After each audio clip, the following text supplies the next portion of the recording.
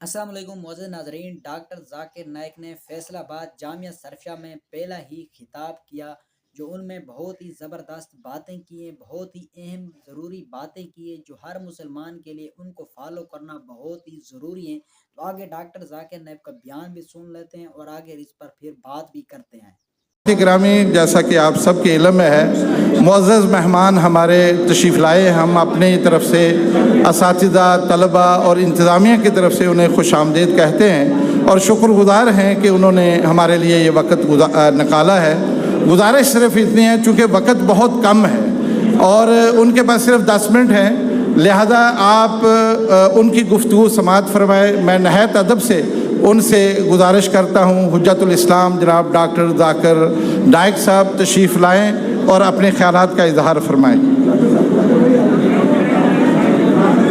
بھائی انتہائی قلیل وقت ہے، ہم جتنے ڈاکٹر صاحب کے ساتھ آئے ہیں ہمیں ان کے وقت کا احساس ہے، خاموش ہو کے بیٹھ جائیں۔ انتہائی مختصر ڈاکٹر ذاکر صاحب آپ کو نصیحت فرمائیں گے اور آگے بہت پروگرام ہیں، خاموش ہو کے بیٹھ جائیں۔ میں دعوت دے رہا ہوں محترم جناب ڈاکٹر ذاکر نائک صاحب کو۔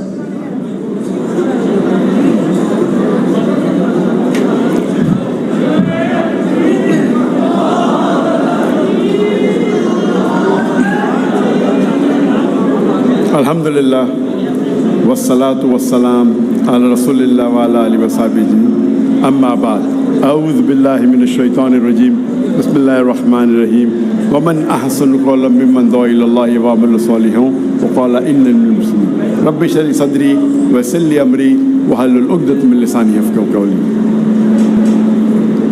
میرے محترم مشائخ، میرے محترم بزرگوں اور میرے عزیز بھائیوں، السلام علیکم ورحمۃ اللہ وبرکاتہ۔ مجھے بہت خوشی ہو رہی ہے کہ میرے پاکستان کا دورہ جو 3 ہفتے سے ماشاءاللہ شروع ہوا، آج میں فیصل آباد میں ہوں اور فیصل آباد کے بارے میں کافی سنا تھا، آج دیکھ بھی لیا الحمدللہ، اور مجھے خوشی ہے کہ میں جامعہ سلفیہ میں موجود ہوں۔ خواہش تھی کہ اور وقت گزاروں، لیکن مصروفیات کی وجہ سے میں نے کہا میں آدھا گھنٹہ ہوں گا۔ اور ایک چیز ہمیشہ سمجھیے کہ لوگ آج کے معاشرے میں نے جیسے آپ جانتے ہوں گے کہ میں نے چنا تھا ڈاکٹر بننے کے لیے، کیونکہ میں سمجھتا تھا، میری سوچ تھی کہ ڈاکٹر سب سے اچھا بہترین پیشہ ہے، انسانوں کی جو بیماریاں دور کرتا ہے، انسانوں کی جان بچاتا ہے۔ تو میرے والد بھی ڈاکٹر تھے، طبیب تھے، میرے بڑے بھائی بھی تھے، اسی لیے میں نے پیشہ چنا۔ بٹ جب شیخ احمد دیدار صاحب سے ملاقات کی تو ان نے مجھے ڈاکٹر آف باڈی سے ڈاکٹر آف سول بنایا، ایک طبیب سے ایک روحانی ڈاکٹر بنایا۔ اور میں نے اس تقریر کے پہلے ایک آیت کی تلاوت کی جو قرآن مجید میں اللہ تعالیٰ فرماتے ہیں سورہ فصلت میں، سورہ نمبر 41 آیت نمبر 33، ومن احسن قولا۔ ڈاکٹر ذاکر نائک کا یہ کہنا ہے کہ مجھے جامعہ سرفیہ میں آ کر بہت ہی خوشی ہوئی اور مجھے امید ہے کہ بہت سارے دائی نکلیں گے جو اللہ اور رسول کی طرف لوگوں کو دعوت دیں گے۔ تو آگے اس کی بیان پر بات کر لیتے ہیں۔ من دعا الی اللہ وعمل صالحا وقال انی من المسلمین، کون بہترین شخص ہے؟ وہ جو لوگوں کو اللہ کی طرف بلاتا ہے، اچھے اعمال کرتا ہے اور کہتا ہے کہ میں مسلم ہوں۔ سب سے دعویٰ کرنا ہر مسلمان میں کہ آپ میں سے ایک ایسا گروہ پیدا ہونا چاہیے جو لوگوں کو اچھائی کی طرف بلاتا ہے اور برائی سے روکتا ہے۔ یہاں اللہ تعالیٰ ذکر کر رہے فل ٹائم دائی سے، جیسے فل ٹائم ڈاکٹرز ہے، فل ٹائم انجینئرز ہے، فل ٹائم لائرز ہے۔ ہمارے پاس کتنے فل ٹائم دائیز ہیں جو صرف دعوت کا کام کر رہے، غیر مسلمانوں کو اسلام کی طرف بلاتے ہیں، اسلام کا پیغام پھیلاتے ہیں۔ تو یہ پیشہ دائی کا سب سے بہترین پیشہ ہے اور اس سے بہتر پیشہ کوئی ہے ہی نہیں۔ تو جامعہ سلفیہ میں الحمدللہ مجھے خوشی ہے کہ میں آیا، آپ کی لائبریری دیکھا کہ ماشاءاللہ علم کا ذخیرہ آپ کے پاس ہے، اور امید ہے کہ مجھے اس جامعہ سلفیہ سے کئی دائی نکلیں گے، اور یہ دنیائی لوگ جو سمجھتے پیسے کے پیچھے بھاگنا، میرے حساب سے وہ بہت، میں کہوں گا کہ وہ تجارت میں بہت کمزور ہے، کیونکہ اللہ کے رسول فرماتے کہ 2 رکعت سنت فجر کے پہلے وہ اس دنیا اور دنیا کی دولت سے زیادہ ہے۔ تو مسلمان اگر 2 رکعت سنت، فرض نہیں سنت پڑھیں گے تو بل گیٹس اور جیف بیزوس سے زیادہ امیر ہوں گے۔ مین دولت آخرت کی ہے۔ اللہ تعالیٰ فرماتے اگر آپ دنیا چاہیں گے دنیا دیں گے لیکن آخرت نہیں دیں گے، اگر آپ آخرت چاہیں گے اللہ آخرت بھی دیں گا دنیا بھی دیں گا۔ تو اسی لیے ہمیں فوکس کرنا چاہیے آخرت پہ اور اللہ کے پیغام پہ۔ اور اس کے ایک آیت پہلے اللہ تعالیٰ فرماتے سورہ عمران میں، سورہ نمبر 3 آیت نمبر 103 میں، وَاعْتَصِمُوا بِحَبْلِ اللَّهِ جَمِيعًا وَلَا تَفَرَّقُوا، اللہ کی رسی کو مضبوطی سے پکڑیے اور آپس میں مت بٹو۔ اللہ کی رسی قرآن اور صحیح حدیث، ہم مسلمانوں کو قرآن اور صحیح حدیث پہ عمل کرنا چاہیے، اس کے اوپر اس کو مضبوطی سے پکڑنا چاہیے اور آپس میں نہیں بٹنا چاہیے، آپس میں تفرق نہیں ہونا چاہیے۔ افسوس کی بات ہے کہ مسلمان آپس میں جھگڑا کرتے چھوٹی چھوٹی بات پہ۔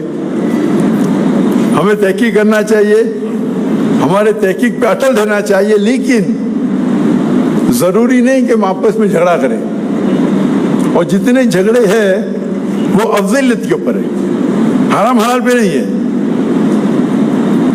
تو میں کہتا ہوں، اکثر مسلمان کہتے ہیں میں ہی صحیح ہوں، میں کہتا ہوں میں بھی صحیح ہوں۔ تو یہ اگر ہی اور بھی کا سمجھ آپ کو فرق معلوم پڑے تو اکثر جھگڑے مٹ جائیں گے، ساری جھگڑے نے اکثر جھگڑے۔ اور اگر ہر مسلمان دعوت دیں گا اللہ کی کتاب کی طرف اور اللہ کے رسول کی صحیح حدیث کی طرف تو اکثر جھگڑے مٹ جائیں گے۔ اکثر مسلمان اپنی شخصیت کی طرف دعوت دیتے، ادارے کی طرف دعوت دیتے، اللہ اور اللہ کے رسول کی طرف دعوت دو۔ اور جو آیت کی میں تلاوت کی، وَمَنْ أَحْسَنُ قَوْلًا مِّمَّنْ دَعَا إِلَى اللَّهِ وَعَمِلَ صَالِحًا وَقَالَ إِنَّنِي مِنَ الْمُسْلِمِينَ، کہو کہ میں مسلم ہوں۔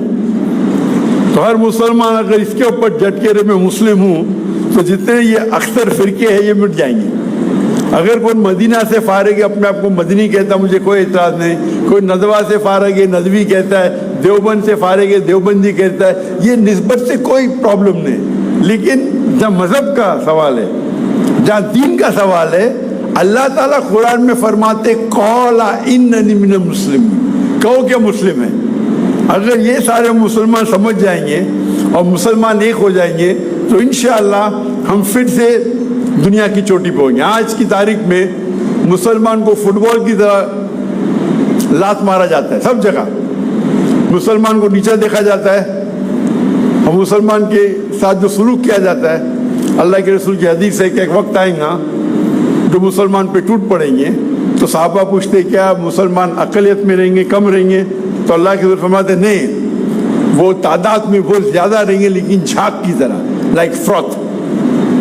آج جب مسلمان 2 بلین ہے، 25% سے زیادہ ہے، دنیا میں کبھی بھی اتنی تعداد مسلمانوں کی نہیں تھی، اتنا فیصد تھا ہی نہیں، پھر بھی لوگ ہمیں نیچا دیکھتے، ہمیں فٹ بال کی طرح لات مار رہے۔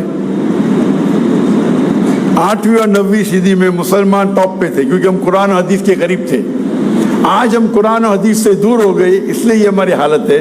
انشاءاللہ ہم قرآن و حدیث پہ پھر سے عمل کرنے لگیں گے تو انشاءاللہ مسلمان پھر سے دنیا کی چوٹی پہ رہیں گے۔ اس کے ساتھ میں میری چھوٹی سی تقریر کو ختم کرتا ہوں۔